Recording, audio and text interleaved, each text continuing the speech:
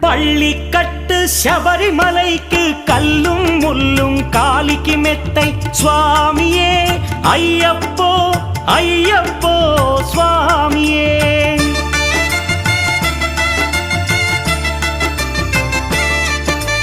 பள்ளிக்கட்டு சபரிமலைக்கு கல்லும் முள்ளும் காலிக்கு மெத்தை சுவாமியே ஐயப்போ ஐயப்போ స్వామియే.